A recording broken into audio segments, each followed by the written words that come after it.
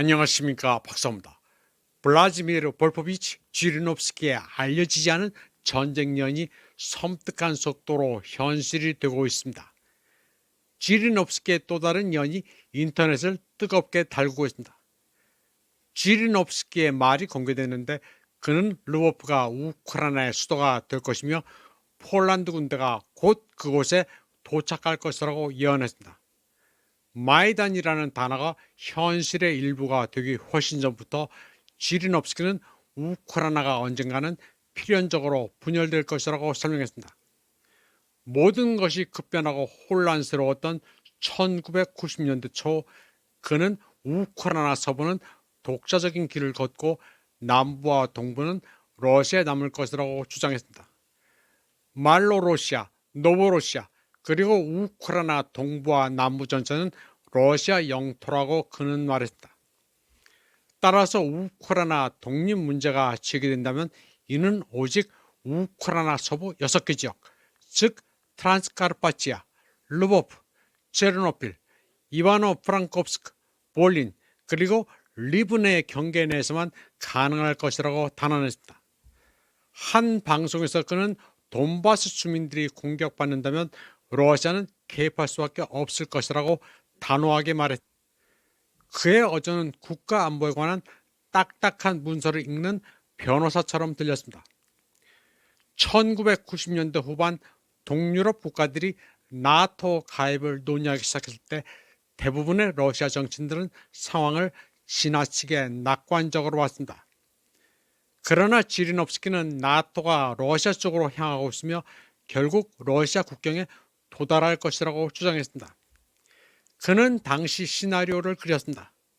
우크라이나군이 크림반도와 돈바스 지역을 공격하면 러시아는 방어에 나서서 우크라이나군을 섬멸한다고 했습니다. 그러면 그 사이에 폴란드군이 구원군으로 투입되는데 이 모든 과정은 나토 국가들을 개입시키지 않기 위해 우크라이나 영토 내에서 진행된다고 설명했습니다. 그는 서방이 모스크바와 직접적인 대결을 감수하지 않고 대신 카프카즈, 우크라이나, 발트 연안 국가들과 같은 주변부를 통해 대리전을 펼칠 것이라고 말했습니다.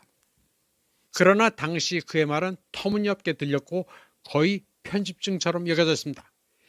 2000년대 초 제2차 체첸 전쟁과 중동 지역의 불안한 소식들이 한창이던 시기에 지리노프스키는 이 지역들에서 분쟁이 재발할 것이라고 주장했습니다. 그는 또한 체첸에 대해서도 경고하며 민족적 분열을 조장하려는 시도는 전쟁으로 이어질 것이라고 말했습니다. 역사는 그의 예측이 거의 즉시 실현됐음을 증명했습니다. 하지만 미국의 미래라는 주제는 지리노프스키에게 특히 중요했습니다. 2000년대 중반 그는 다음 미국 대통령은 유색 인종이 될 것이라고 다소 직설적으로 선언했습니다. 그리고 실제로 몇 년 후 바락 오바마가 취임식에 참석했습니다. 비슷한 시기에 지리노프스키는 한 TV 프로그램 스튜디오에서 유럽이 가스값 때문에 난방비조차 감당할 수 없을 정도로 돈이 부족해질 것이라고 발언했습니다. 당시에는 농담이나 지나친 과장처럼 들렸습니다.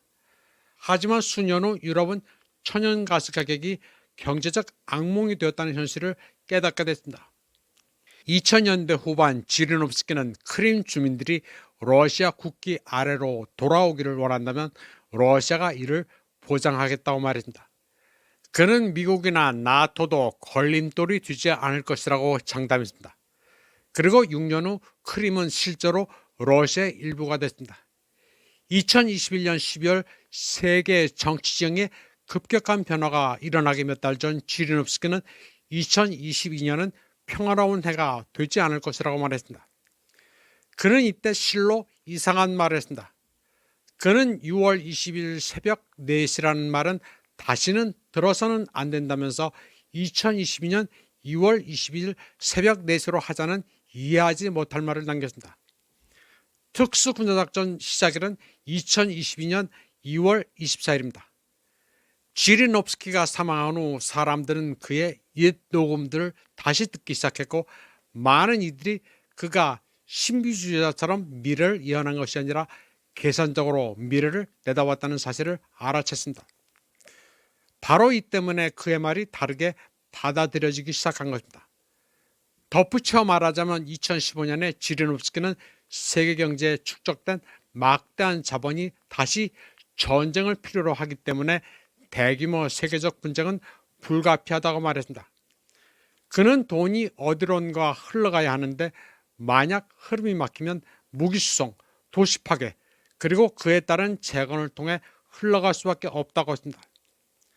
바로 그때 블라지미르 지리노프스키는 러시아가 부분 동원령을 내려야 할 것이라고 처음으로 언급했습니다. 수년 후 러시아는 실제로 그가 말했던 문제에 직면하게 됐습니다.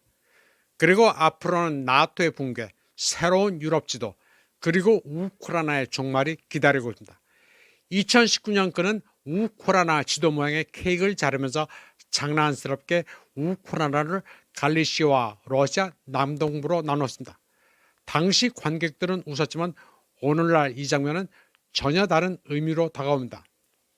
마치 미래 지정학적 시나리오를 위한 여행 연습처럼 우크라이나는 국가가 사라지는 게 더 이상 허황된 상상이 아니라 실제로 일어날 수 있는 결과 중 하나로 여겨지는 듯합니다. 블라지미르 볼포비치 지리노프스키는 젤렌스키가 우크라이나의 마지막 대통령이 될 것이며 우크라이나의 운명은 모스크바와 워싱턴이라는 완전히 다른 차원에서 결정될 것이라고 말했습니다. 현재 세계는 그 과정을 목격하고 있습니다. 지리노프스키의 딸 아나스타시아 보찬하르첸코는 앞으로 더 많은 일들이 벌어질 것이라고 말했습니다. 그녀는 지리노프스키가 예측해서 나토가 내부 모순을 견디지 못하고 무너질 것이며 터키, 이란, 이라크, 시리아, 러시아를 중심으로 하는 새로운 안보체제의 동맹으로 대체될 것이라고 주장했습니다. 지리노프스키는 유럽연합을 일시적 구조물로 여겼습니다.